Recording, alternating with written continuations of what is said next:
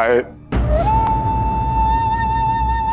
मेरे साथ चले, और मैं मूर्ख तुम्हें उस सेवक के रूप में पहचान ही न सका। केवल अपने वैरागी शिव को ही ढूंढते रहे ये नेत्र। मुझसे भूल हुई है, बड़ी भूल हुई है।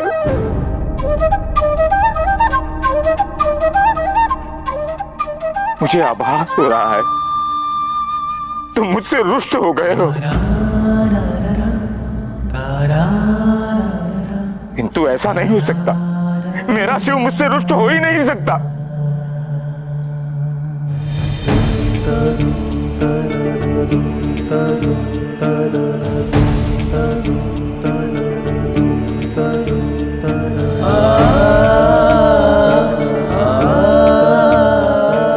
वही रूप जो कल्पों से मेरे मन में वास करता रहा, कोई परिवर्तन नहीं। तुम वही हो ना? क्या मेरे महान भक्त को स्मरण नहीं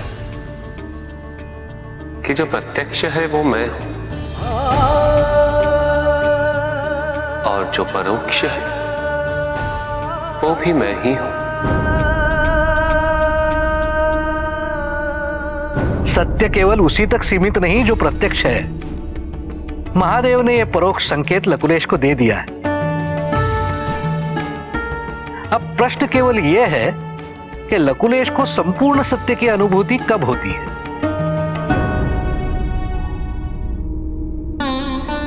कैलाश में तुम्हारा स्वागत है लकुलेश। सर्वप्रथम मानसरोवर पर स्नान करके आओ, और हम दोनों साथ मिलकर भोजन करेंगे। और आज तुम्हें मुझे लकड़ी से मारने की आवश्यकता नहीं पड़ेगी।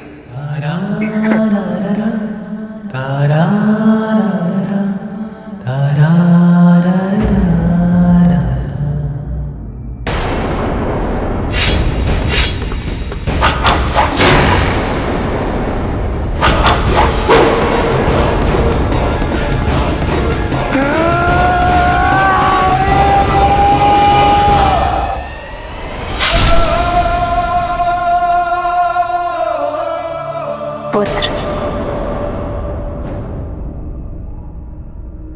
नहीं मां, मैं ये स्वीकार्य नहीं कर सकता कि कोई भी आपका अपमान करे। आप पिताजी की अर्धांगिनी है मां, और वो चाहे पिताजी का कितना ही बड़ा या कितना ही प्रिय भक्त क्यों ना हो, उसे ये सत्य स्वीकार करना ही पड़ेगा। उसे आपका सम्मान करना ही पड़ेगा मां।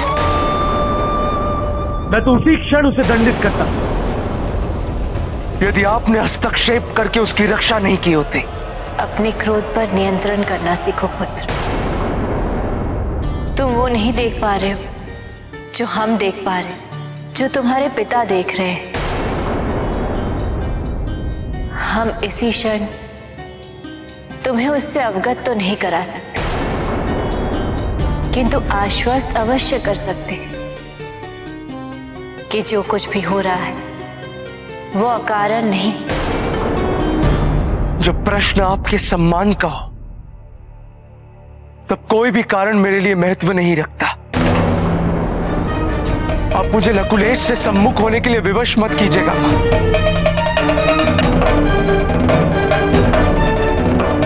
मैं नहीं जानता कि इस बार मैं स्वयं को रोक पाऊंगा या नहीं। तुम उसके दृष्टिकोण को समझने का प्रयत्न तो करो। वो कल्पों उपरांत लौटा है और उसके लिए परिवर्तन को स्वीकार करना सहज नहीं होगा,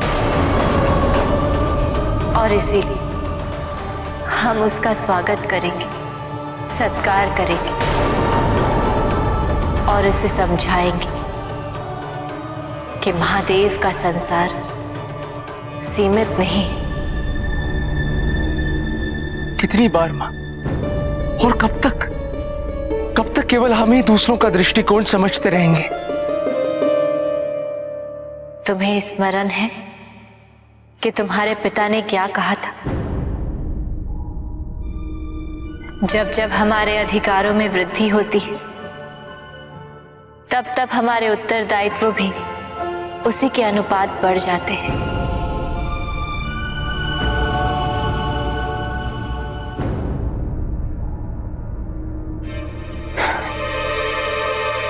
वो स्त्री कैलाश में क्या कर रही है? कौन है वो? तुम्हारे और गण प्रेतों के अतिरिक्त कुछ नए व्यक्ति भी दिखे। कौन है वो? उनकी वेशभूषा कैलाश के अनुकूल नहीं है। यहां क्या कर रहे हो? क्यों सहन कर रहे हो तुम सब उन्हें? बल्कि मैं तो कहता हूं कैलाश में उन्हें प्रवेश करने ही क्यों दिया? क्या तुम्हें शिव की चिंता नहीं रह गई?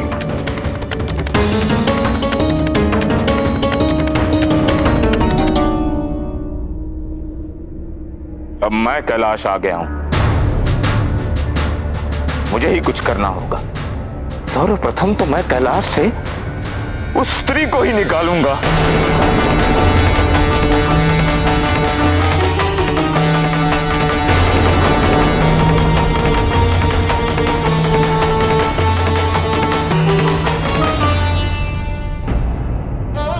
कोई मेरी माता के लिए ऐसे विचार व्यक्त कर रहा है और मैं उसे सत्य न बताने के लिए वचनबद्ध हूं।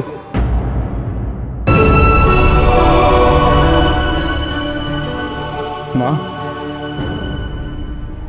लकुलेश ने जो भी कहा उससे सब दुखी है, क्रोधित भी है। किंतु आप इतनी शांत कैसे हैं मां? क्योंकि पुत्र,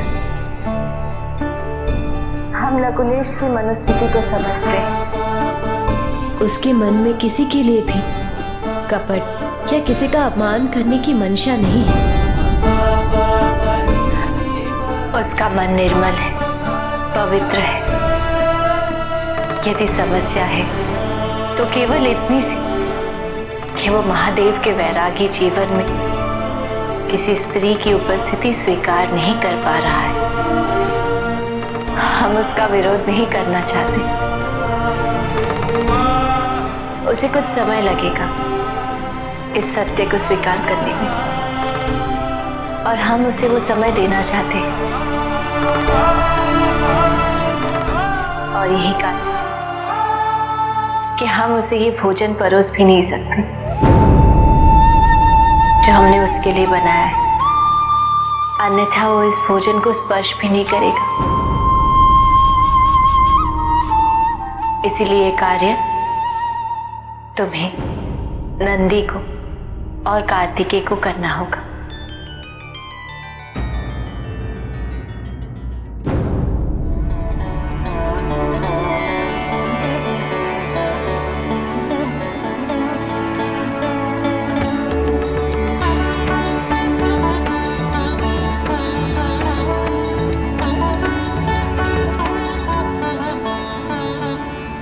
मानसरोवर में स्नान करने के उपरांत तुम तो पहचान में ही नहीं आ रहे हो।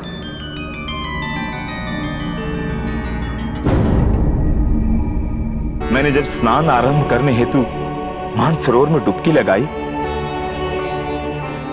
तो मुझे आभास हुआ कि जैसे तुम वहीं उपस्थित हो और मुझे आशीर्वाद दे रहे हो।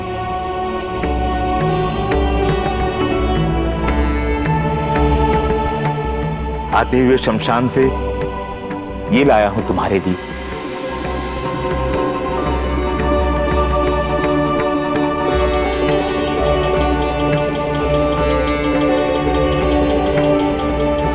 क्या मैं इसे तुम्हारे चरणों में डाल सकता हूं?